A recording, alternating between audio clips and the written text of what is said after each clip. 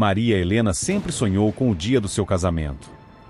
Desde criança, ela imaginava-se vestida de branco, caminhando pelo corredor da igreja sob os olhares admirados dos convidados. Aos 28 anos, esse sonho ainda não havia se realizado, e a ansiedade começava a consumi-la. Moradora de uma pequena cidade no interior, Maria Helena trabalhava como professora na escola local. Sua vida era simples e monótona, mas ela mantinha a esperança de que um dia seu príncipe encantado apareceria. Numa tarde de outono, enquanto caminhava pela praça central, seus olhos encontraram os de um homem desconhecido. Alto, bem vestido e com um sorriso cativante, ele se aproximou e se apresentou como Carlos. O coração de Maria Helena acelerou. Havia algo nele que a atraía instantaneamente. Conversaram por horas, e ela descobriu que Carlos era um empresário da capital que estava na cidade a negócios. Nos dias que se seguiram, Carlos e Maria Helena se encontraram várias vezes. Ele a levava para jantares românticos, passeios ao luar e sempre a presenteava com flores. Maria Helena estava completamente apaixonada e acreditava que finalmente havia encontrado o homem dos seus sonhos. Após apenas um mês de namoro, Carlos a surpreendeu com um pedido de casamento. Maria Helena, extasiada, aceitou sem hesitar. Seu sonho estava prestes a se tornar realidade. Enquanto se dedicava aos preparativos do casamento, Maria Helena não percebia os olhares preocupados de seus amigos e familiares. Alguns achavam que tudo estava acontecendo rápido demais, outros desconfiavam das intenções de Carlos. Mas ela estava cega de amor e ignorava todos os avisos. O que Maria Helena não sabia era que seu conto de fadas estava prestes a se transformar em um pesadelo terrível. As sombras do passado de Carlos se aproximavam, trazendo consigo segredos obscuros que mudariam para sempre o destino da jovem noiva. O grande dia finalmente chegou. Maria Helena acordou cedo, o coração palpitando de emoção. Suas amigas chegaram para ajudá-la com os preparativos, enchendo o quarto com risos e expectativas. Vestida com o traje de noiva que tanto sonhara, Maria Helena se olhou no espelho. Estava radiante, mas uma sensação estranha a incomodava. Carlos não havia entrado em contato desde a noite anterior, algo incomum para o noivo sempre tão atencioso. As horas passaram, e a ansiedade deu lugar à preocupação. Os convidados já estavam na igreja, mas não havia sinal de Carlos. Maria Helena tentava ligar para ele, sem sucesso. O padre sugeriu que esperassem mais um pouco. Quando o sol começou a se pôr, um carro de polícia parou em frente à igreja. 2 oficiais se aproximaram de Maria Helena com expressões graves. O mundo da noiva desmoronou com as palavras que se seguiram. Carlos era um golpista procurado em 3 estados. Seu verdadeiro nome era Ricardo Mendes, e ele já era casado. Havia fugido da cidade na noite anterior, levando consigo as economias de Maria Helena e joias de sua família. A humilhação foi devastadora. Maria Helena correu da igreja em lágrimas, ignorando os chamados de seus entes queridos. Vagou pelas ruas da cidade, seu vestido branco agora sujo e rasgado, um símbolo do seu sonho despedaçado. Dias se passaram, e Maria Helena se isolou do mundo. Recusava visitas e mal comia. Sua mente estava consumida por pensamentos sombrios, repletos de vergonha e desejo de vingança. Numa noite tempestuosa, Maria Helena saiu de casa sem avisar ninguém. Caminhou até a ponte antiga nos arredores da cidade, conhecida por suas lendas locais de almas penadas. Parada à beira do abismo, ela olhou para as águas turbulentas abaixo. Um grito ecoou na escuridão, abafado pelo som dos trovões. Na manhã seguinte, o vestido de noiva de Maria Helena foi encontrado flutuando no rio, manchado de sangue. Seu corpo, porém, jamais foi recuperado. A cidade ficou em choque com a tragédia. Muitos culparam Carlos pelo destino da jovem professora. O que ninguém sabia era que a história de Maria Helena estava longe de terminar. Seu espírito atormentado permaneceria, alimentado por uma fúria que transformaria a pacata cidade em um cenário de horror para todos os futuros noivos. 1 ano se passou desde o trágico desaparecimento de Maria Helena. A pequena cidade tentava seguir em frente, mas uma aura sombria parecia pairar sobre o lugar. Muitos relatavam ouvir lamentos noturnos vindos da ponte onde ela foi vista pela última vez. O primeiro incidente ocorreu durante o casamento de Júlia e André. No momento em que a noiva chegou ao altar, as luzes da igreja piscaram e um vento gélido varreu o local. Os convidados ficaram inquietos, mas a cerimônia prosseguiu. Durante a troca de votos, um grito agudo ecoou pela igreja. Os presentes viram, horrorizados, uma figura etérea de uma mulher vestida de noiva surgir. Seu rosto era uma máscara de fúria e dor. O caos se instaurou. As pessoas corriam em pânico enquanto a aparição avançava lentamente em direção aos noivos. Júlia, paralisada de medo, viu a figura fantasmagórica erguer uma mão translúcida em sua direção. Nesse instante, o véu da noiva pegou fogo espontaneamente. André tentou apagar as chamas, mas elas pareciam ter vida própria. Em segundos, o fogo se espalhou pelo vestido. Os gritos de Júlia se misturaram aos da aparição, criando uma sinfonia macabra. Quando os bombeiros finalmente conseguiram controlar o incêndio, Júlia estava gravemente ferida. A notícia do incidente se espalhou rapidamente. Muitos reconheceram a aparição como Maria Helena, agora conhecida como a Noiva de Branco. O terror se instalou na cidade, especialmente entre os casais prestes a se casar. Nas semanas seguintes, eventos inexplicáveis começaram a assolar os noivos da região. Vestidos de noiva apareciam rasgados e manchados de sangue. Alguns noivos relatavam visões aterrorizantes de uma mulher de branco os observando. A polícia estava perplexa. Não havia explicações lógicas para os acontecimentos, e o medo crescia a cada dia. Casais cancelavam seus casamentos, e a igreja local permanecia vazia aos fins de semana. Em meio ao pânico, uma jovem chamada Clara decidiu investigar a lenda da Noiva de Branco. Ela não acreditava em fantasmas e estava determinada a descobrir a verdade por trás dos incidentes. Mal sabia Clara que sua busca levaria a confrontar um horror além de sua compreensão. Clara era uma jornalista recém-formada, conhecida por sua teimosia e ceticismo. Determinada a desvendar o mistério da Noiva de Branco, ela começou a entrevistar moradores locais e a pesquisar os arquivos da cidade. Suas investigações a levaram a descobrir padrões perturbadores. Todos os incidentes ocorriam em datas próximas ao aniversário do desaparecimento de Maria Helena. Além disso, os noivos atacados tinham algo em comum. Todos haviam, de alguma forma, traído ou magoado seus parceiros no passado. Intrigada, Clara decidiu passar uma noite na ponte onde Maria Helena foi vista pela última vez.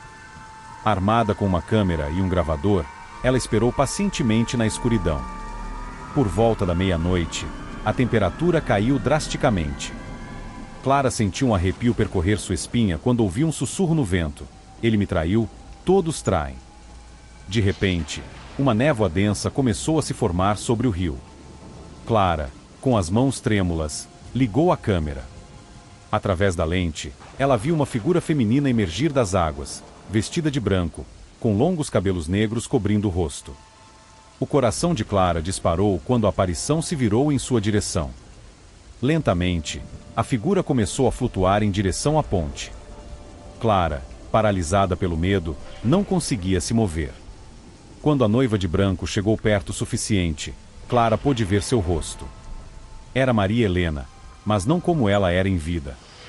Seus olhos eram poços negros de desespero, e sua pele tinha uma palidez mórbida.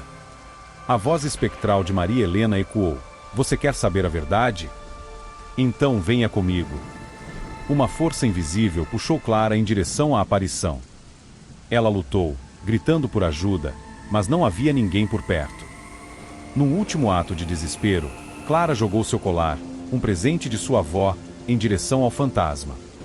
Para sua surpresa, o colar atravessou a aparição, que soltou um grito de dor e desapareceu em uma explosão de névoa. Clara caiu no chão, ofegante e tremendo. Ao recuperar o fôlego, Clara percebeu que havia capturado tudo em vídeo. Ela tinha evidências concretas da existência da Noiva de Branco. Mas o que fazer com essa informação? E por que o colar teve aquele efeito na aparição? Clara sabia que estava no caminho certo para desvendar o mistério, mas também compreendia que havia despertado algo perigoso. A Noiva de Branco agora sabia de sua existência, e Clara temia ser o próximo alvo de sua fúria sobrenatural. Nos dias que se seguiram à sua experiência na ponte, Clara mergulhou mais fundo em sua investigação. Ela descobriu que o colar de sua avó era uma relíquia antiga, supostamente abençoada para proteger contra espíritos malignos. Armada com esse conhecimento, Clara decidiu que precisava confrontar a noiva de branco diretamente. Ela planejou cuidadosamente, estudando rituais de exorcismo e coletando objetos que poderiam ter poder contra o sobrenatural. Na noite do 3º aniversário do desaparecimento de Maria Helena, Clara retornou à ponte. Desta vez, ela não estava sozinha. Convenceu um padre local, Padre Antônio, a acompanhá-la, junto com um médium chamado Dona Célia. Enquanto esperavam, Dona Célia começou a tremer violentamente. Ela está vindo, sussurrou a médium, e está furiosa. A temperatura despencou e a névoa familiar começou a se formar. A figura de Maria Helena emergiu das águas, mais aterrorizante do que nunca. Seus olhos ardiam com fogo sobrenatural, e sua boca se contorcia num grito silencioso. O padre Antônio começou a recitar orações, mas foi arremessado para trás por uma força invisível. Clara, tremendo, ergueu o colar diante de si como um escudo. A noiva de branco parou, seus olhos fixos no colar.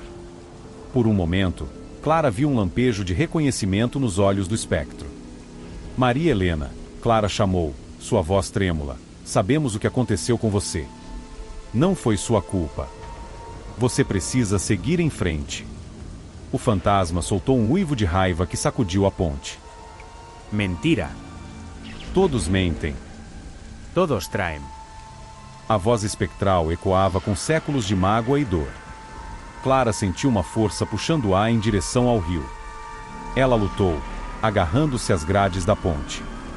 Dona Célia gritava encantamentos, tentando conter o espírito enfurecido. No auge do caos, Clara teve uma epifania. Maria Helena, ela gritou, perdoe-se. A culpa não foi sua. As palavras pareceram atingir algo profundo no espírito atormentado. A noiva de branco parou, flutuando silenciosamente. Lágrimas de sangue escorriam por seu rosto espectral. Naquele momento de vulnerabilidade, o padre Antônio se recuperou e começou a recitar uma oração de libertação. O ar ao redor deles começou a vibrar com energia. Clara, ainda segurando o colar, aproximou-se do espírito. Você não precisa mais sofrer. Com um grito final que mesclava agonia e alívio, a figura da noiva de branco começou a se dissipar. A névoa se dissolveu e a temperatura voltou ao normal. Clara, o padre e Dona Célia ficaram em silêncio, processando o que haviam testemunhado. Parecia que o terror da noiva de branco havia chegado ao fim. Mas será que realmente terminara? Nas semanas que se seguiram ao confronto na ponte, a cidade pareceu emergir de um longo pesadelo. Os incidentes sobrenaturais cessaram, e um senso de normalidade começou a retornar. Clara publicou sua história, cuidadosamente editada para proteger a privacidade dos envolvidos, mas mantendo a essência da verdade. No entanto, a experiência deixou marcas profundas em todos os envolvidos. Clara não conseguia esquecer o olhar final de Maria Helena, uma mistura de paz e tristeza que assombrava em seus sonhos. Um mês após o incidente, o corpo de Maria Helena foi finalmente encontrado, preso entre as rochas no fundo do rio. A cidade pôde, enfim, realizar um funeral adequado, proporcionando um encerramento para sua trágica história. Durante a cerimônia, Clara notou uma figura solitária no fundo da igreja, um homem de meia idade, com olhos cheios de remorso. Ela o reconheceu imediatamente das fotos. Era Carlos, ou melhor, Ricardo Mendes, o homem que havia enganado Maria Helena. Após o funeral, Clara o confrontou. Ricardo confessou que a culpa o consumira por anos. Ele retornará para pedir perdão, mesmo sabendo que poderia ser preso. Naquela noite, Clara teve um sonho vívido. Nele, viu Maria Helena, não como o espírito vingativo, mas como a jovem cheia de esperança que um dia foi. Maria Helena sorriu para ela, um sorriso de gratidão e paz, antes de desaparecer em uma luz brilhante. A cidade lentamente se curou, mas a lenda da noiva de branco persistiu.